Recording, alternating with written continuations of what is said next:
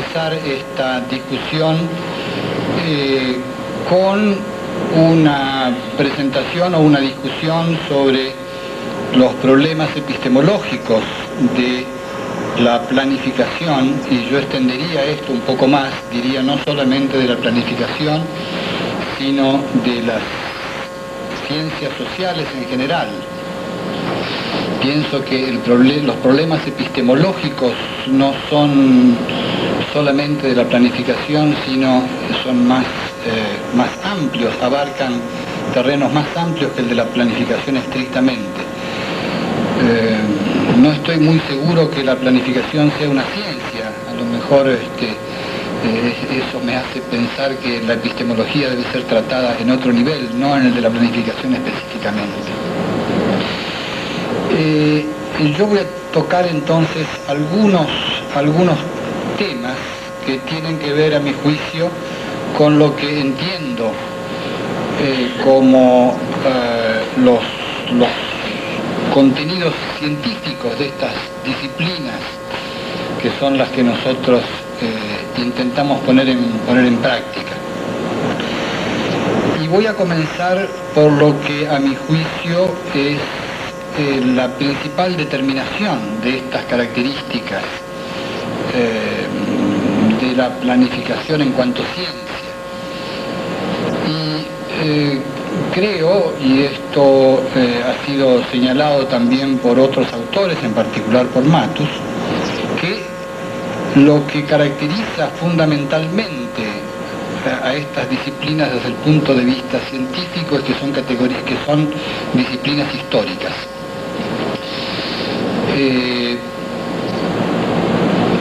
Al ser disciplinas históricas, el ser disciplinas históricas quiere decir varias cosas. Quiere decir, en particular, que sus categorías son categorías históricas, son categorías que son definidas por los procesos históricos. Y esto lo sabemos desde hace mucho tiempo la gente que trabajamos en salud, a partir de las definiciones que a lo largo de la historia han sido hechas acerca de qué es esto de la salud. Y estas definiciones han variado sustancialmente a lo largo del tiempo. Y han variado precisamente porque las condiciones históricas han variado. Esto es lo que hace, a mi juicio, que a partir de las mismas categorías que usamos, adquiramos conciencia de que estas ciencias son ciencias históricas. Veamos algún ejemplo, el ejemplo de la definición de salud, donde esta definición cambia no solo para distintos periodos históricos, sino dentro de un mismo periodo para distintas circunstancias históricas. Digo, por ejemplo, que en la Grecia en la Grecia ateniense, en la Grecia de la democracia ateniense, esta definición de salud era distinta para los grupos que participaban de la ciudadanía, para los demócratas en Atenas, que para los esclavos.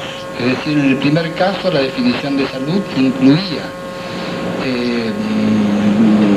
no solo el bienestar físico, como diría la OMS en la actualidad, sino también la belleza física. Y en consecuencia el cuidado de la salud incluía el cuidado de la belleza, desde el punto de vista de los cuerpos bien conformados, y con toda una serie de características que hacían de esta definición, digamos, algo que excedía ese estado de bienestar, la ausencia de enfermedad. En cambio, en ese mismo momento, para los esclavos de los demócratas atenienses, es bastante difícil para nosotros hoy concebir una democracia con esclavos, pero en fin, en ese periodo, los esclavos, la salud les era definida de forma distinta. La salud para los esclavos era estar en condiciones de poder seguir trabajando. Es decir, eran tratados como máquinas que había que mantener en buen funcionamiento, y ese buen funcionamiento era entonces lo que definía su salud.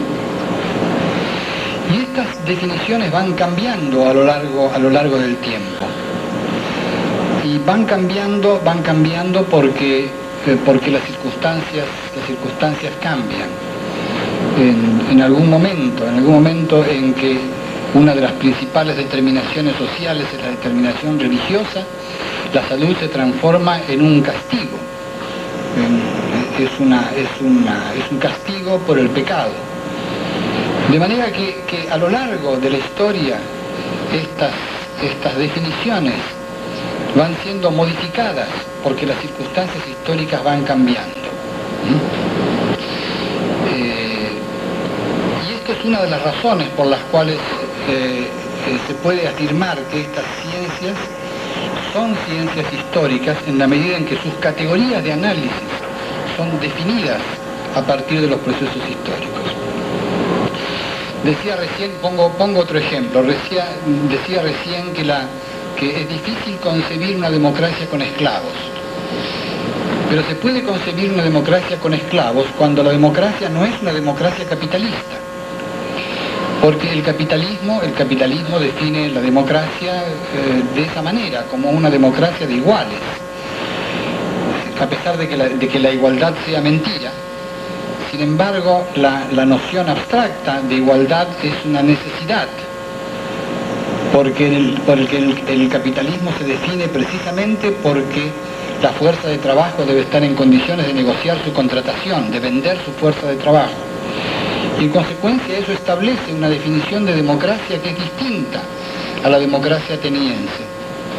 En un caso no hay capitalismo, hay un estado precapitalista. En cambio en los países capitalistas hay que redefinir democracia para poder abarcar esta situación. Y así podríamos seguir dando ejemplos. Un ejemplo de los que más importancia tiene para nosotros es el de la definición de Estado. De la definición de Estado que aparece en algún momento como ese cuerpo, ese organismo que administra los intereses de la burguesía. Y que en otro momento aparece en una forma distinta, aparece como una forma de articulación de distintos grupos, de distintas clases, dentro de acuerdos que se realizan para que la sociedad pueda seguir funcionando. De manera que estas sucesivas formas diferentes de definir un mismo término es lo que caracteriza a las ciencias sociales como ciencias históricas. Y esto pone una condición fundamental para cuando nosotros tenemos que hablar de planificación. Y esa condición fundamental es que nosotros tenemos que comenzar por hacer una contextualización, por poner nuestras categorías, los problemas que vamos a analizar en contexto histórico. Tenemos que adecuar las categorías a la situación histórica que estamos contemplando, que estamos viviendo. Y por eso yo creo que no hay definiciones a priori. Yo no puedo decirles a ustedes cuál es la definición, cuál es la epistemología de la planificación. Esa epistemología tiene que ser construida a partir de los sucesos históricos que se están observando. Y esa epistemología no puede ser la misma, aún dentro de fases semejantes históricas. No es lo mismo el capitalismo en Argentina en este momento que el capitalismo en Brasil. Los dos son países capitalistas, pero enfrentan circunstancias históricas concretas, posiblemente que tengan diferencias bastante sustanciales, si no sustantivas. Y eso hace que deban ser repensadas las mismas categorías que se utilizan en esos contextos históricos diferentes.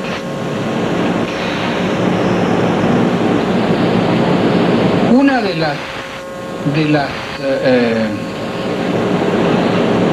cuestiones que se producen a partir de esta necesidad, de esta necesidad histórica, de esta necesidad de contextualización histórica, es pensar cuáles son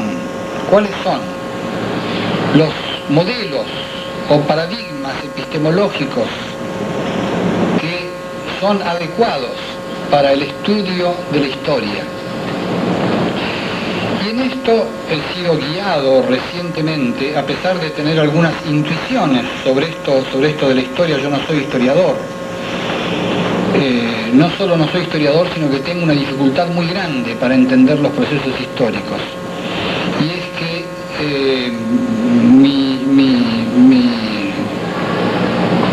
no sé ni qué, pero mi algo, tal vez la conformación de mi cerebro, es más adecuado para pensar en problemas de espacio que de tiempo, lo cual me crea una enorme dificultad para ser científico social. No sé por qué habré elegido esta cuestión, porque no soy especialmente apto para ella.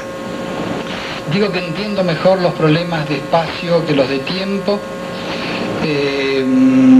bueno, porque mi experiencia me indica que me sé orientar mejor en el espacio. Yo llego a una ciudad que no conozco y me oriento rápidamente en ella. Pero me resulta muy difícil pensar el tiempo. Cuando tuve, por razones profesionales, que pensar en el tiempo, me costó un trabajo indecible poder incorporar esta idea tan particular. Y menciono esto del tiempo porque el tiempo tiene que ver con el pasado y con el futuro. Matus lo dice muy bien, La historia y el plan se continúan. Y entonces estas disciplinas que se ocupan de los fenómenos que ocurren a lo largo del tiempo, en particular la historia, tienen condiciones epistemológicas particulares. Hay un autor italiano, Carlo Ginzburg, que reflexiona sobre este tema y marca la necesidad de revisar los modelos o paradigmas que corresponden a estas situaciones. Y él habla de un paradigma indiciario. En un hermoso artículo que escribe sobre esta idea del paradigma el paradigma indiciario o modelo venatorio, como lo llama. ¿Por qué modelo venatorio? Porque es el de los cazadores también. Dice, los cazadores se guían por indicios, por señales, por marcas que han ocurrido en el pasado y que nos indican lo que puede ocurrir en el futuro. Y establece una curiosa relación entre los cazadores, los historiadores, los adivinos, los médicos. La medicina es otra de esas disciplinas cuyo modelo es un modelo indiciario. Es un modelo que se basa en pequeñas señales, en rastros, en consecuencias de causas que han ocurrido en otro momento. Y va de esos efectos que quedan como pequeños rastros hacia las causas iniciales. Este mismo, dice Carlo Ginzburg, es el modelo que también siguen los historiadores en muchos casos. Y lo relaciona también con otras disciplinas. Hay una disciplina que es la de la identificación de la autoría de las obras de arte, en particular las pinturas. Y hay un señor Morelli que durante el siglo pasado se hizo famoso porque señaló que no es a través de los estilos, no es a través de los grandes diseños, sino es a través de los pequeños detalles, como se puede saber si un cuadro es atribuible a un autor o a otro. Y hizo algo notable, que publicó libros donde presentaba los modelos de los pequeños detalles en los cuadros de los pintores famosos, las orejas, las uñas, el lóbulo, estas pequeñas cuestiones que decía no son pintadas así a propósito, sino que al pintor le sale así. No piensa en hacer una oreja de tal tipo, pinta una oreja, pero no es como ese no es el tema principal. Entonces la pinta como le sale. Entonces como le sale es veces la forma en que se pueda seguir ese indicio, ese rastro, para identificar el estilo, para identificar el autor. Y esto mismo ocurre en otras disciplinas también, no solo en la medicina. Ocurre sobre todo, y menciona el caso, de Sherlock Holmes, que trabajaba de esa manera.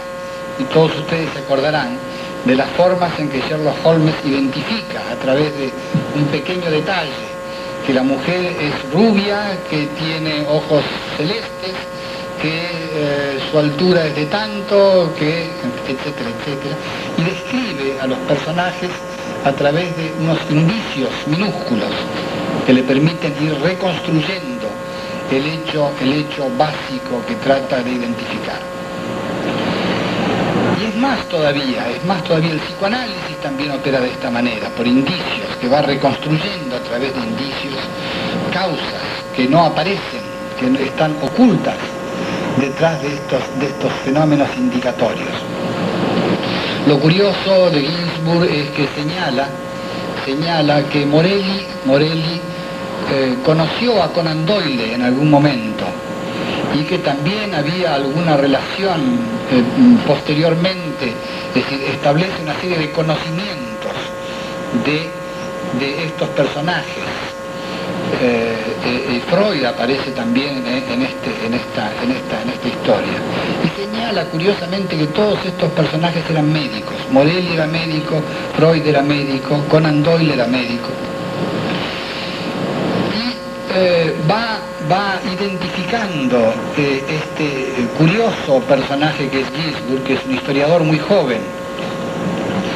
Estos tipos de articulaciones de este paradigma indiciario, adivinatorio o venatorio. En otro libro de Ginsburg que se llama El queso y los gusanos,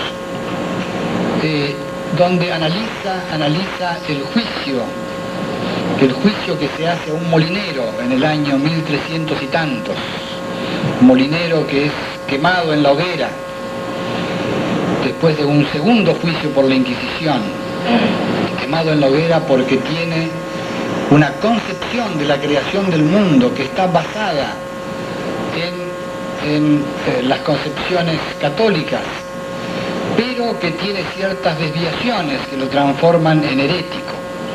Este era un molinero muy particular, era un molinero que en el siglo XIV sabía leer y había leído una cantidad de libros que Ginsburg consigue identificar.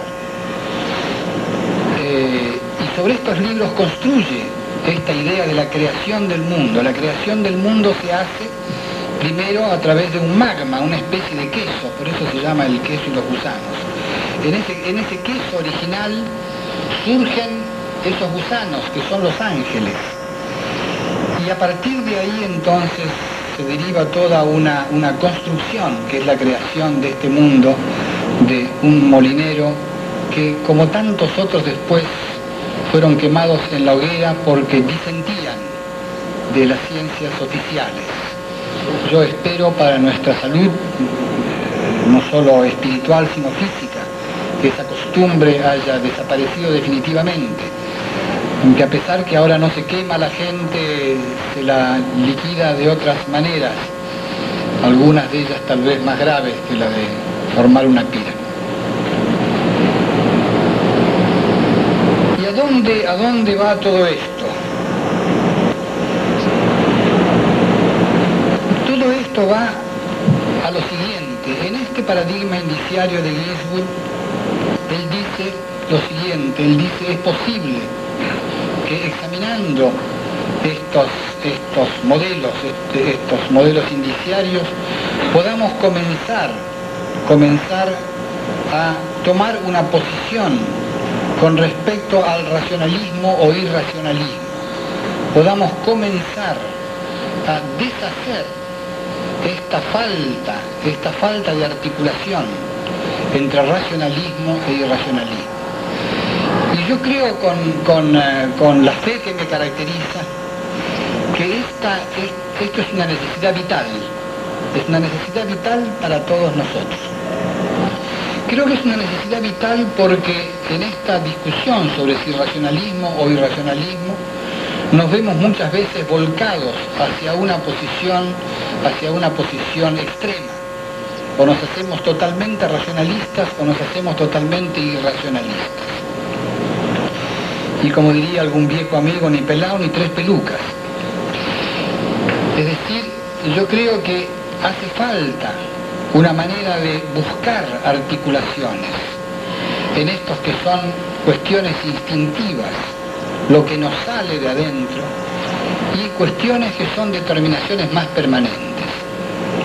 Estoy, si ustedes quieren, haciendo un alegato contra el positivismo, contra ese viejo positivismo de las ciencias duras, de las ciencias físicas o de las ciencias biológicas. Estoy haciendo un alegato a favor de las